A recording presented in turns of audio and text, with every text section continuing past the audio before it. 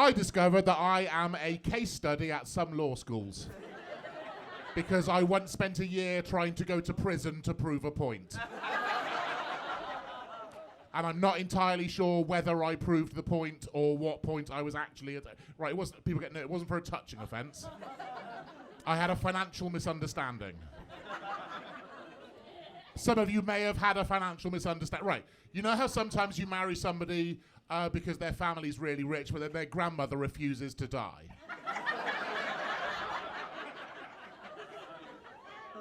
I did it, Kate Middleton did it, Meghan did it. So my offence is that basically I'm a princess. Plus I may have taken out some mortgages on a house I didn't own. And then I got divorced and everyone got really cross because of some funeral-related sister incident. And then I got arrested and charged with obtaining money by deception and forgery. And then, just because I was guilty, the courts found me guilty. And then I was expected to go to prison for about 7 years, and I was okay with that because I've seen films and I've seen TV, so I know how prison works. On day one, I would be cornered by lustful, illiterate giants. But then I'd say something clever, they'd realise I could help them, I would teach them to read. They would look after me, and people would call me the Professor. If I'm honest, I was looking forward to it. But I didn't go to prison. Because British justice is the best in the world, I got 200 hours community service. Which I think we can all agree, for £240,000, that is far and away the best paid job I will ever have in my life. And my community service was fucking amazing. On a Thursday, I'd be collected in a minibus. We would take a leisurely drive through the Cotswolds to a place called Westonbirt Arboretum, a world-renowned collection of trees that dickheads pay 20 quid to look at. I got taken there for free. And rather than just getting to look at trees, what I got to do was cut down trees that they apparently didn't need anymore, and then have a bonfire that was so big it could be seen from space. It was the best time of my life.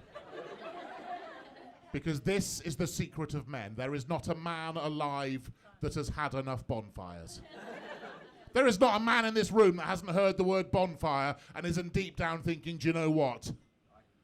I would like to spend tomorrow burning a pile of shit at the bottom of the garden, whilst poking it with a stick for no real reason, and occasionally swishing a burning stick through the air, making lightsaber noises. Given the choice between a blowjob and a bonfire, a man, if he's a real man, will say, do you know what, suck it later. I have got shit to burn. I enjoyed my community service so much that I did 3 days more than I'd been sentenced to. And then it started to prey on my mind that I'd had too much justice. So I wrote to the Home Office and I wrote to the Justice Secretary, dear sirs, I was sentenced to 200 hours, I've done 224. You owe me 24 hours. Can we either put 24 hours on my file for when I do other crimes later? And can you send me a list of minor offences I can commit to use them up?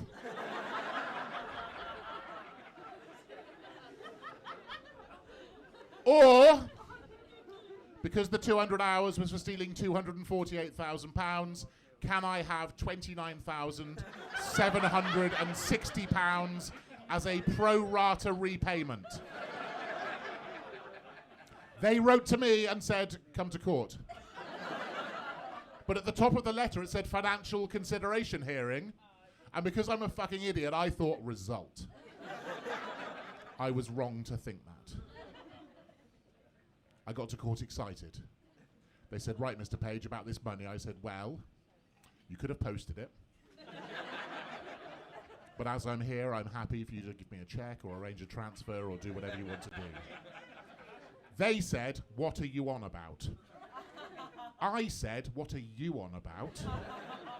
And they said, this is a Proceeds of Crimes Act hearing where we take back the £248,000 you stole. And I said, oh. They said, what do you mean, oh? I said, well, I haven't got it. They said, where is it? I said, it's gone. They said, how can it be gone? It's nearly £250,000. I went, yes, but I used to be married to a lawyer, and if you divorce a lawyer and she's really cross, you will lose everything and end up bankrupt. And they said, oh. I said, so we both had a wasted morning, and I'm sorry about that. Maybe I should have read the letter better. Shall I just go? They said, that's not how this works, Mr. Page. We are going to do a detailed investigation into your financial circumstances. Come back in a month. I went back in a month. They had a massive stack of files and papers with my name on. And they said, we've done our investigation, Mr. Page, and what we have discovered, I'm going to need to get you to verify some of the legal language in this. What we've discovered, Mr. Page, is that you got fucked in that divorce. That wasn't the exact wording, but that was very much the gist of it. They said, as you've got no money at all, you now only have to give us £32,000. I said, if I've got no money at all, I can't give you £32,000. They said, we thought we'd ask.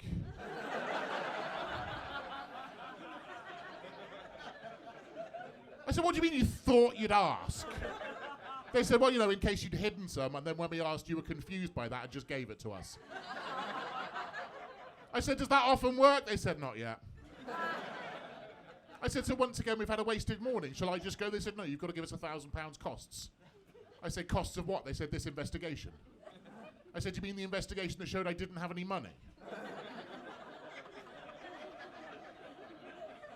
They said, yes, that's right. I said, to clarify, I told you I didn't have any money and you didn't believe me. You've told me I don't have any money and I do believe you. But because I believe you, I've got to give you £1,000 that I haven't got, that you know I haven't got because you just told me I haven't got it. They said, yes, Mr. Page, to clarify, you have to give us £1,000 or we'll send you to prison. I said, how long for? They said, 28 days. I said, well, let's do that then.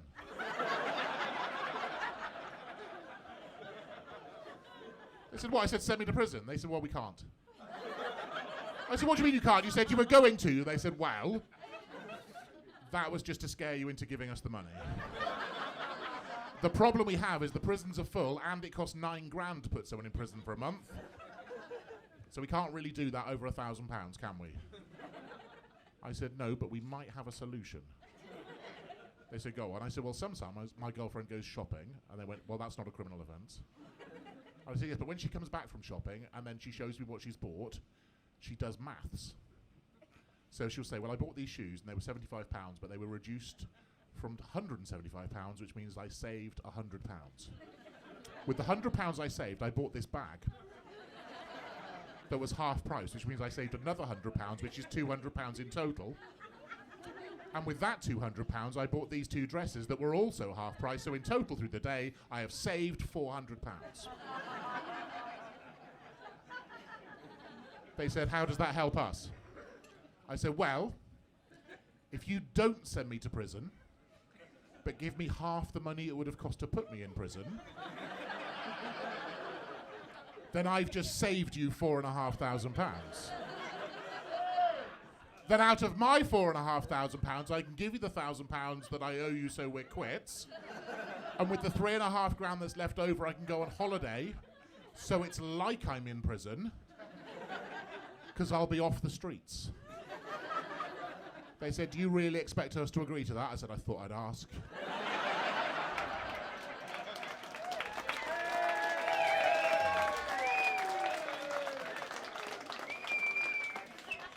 They said, be very clear, Mr. Page, we will find room for you in prison if you don't give us the money. I said, when? And they said, later. 7 months later, I'd heard nothing. So I wrote to them and I said, I'm concerned that you're not taking this seriously.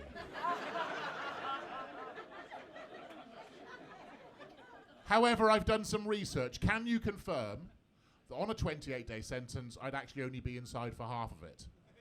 They wrote back and said, yes.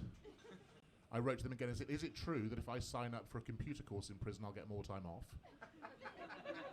They wrote back and said, yes, but only 4 days. I wrote to them again and said, is there still a thing called the early release scheme under which non-violent first-time offenders get let out 18 days before the end of their sentence to ease prison overcrowding. They wrote back and said, yes, that's still the law. I wrote to them and said, this means you owe me 8 days.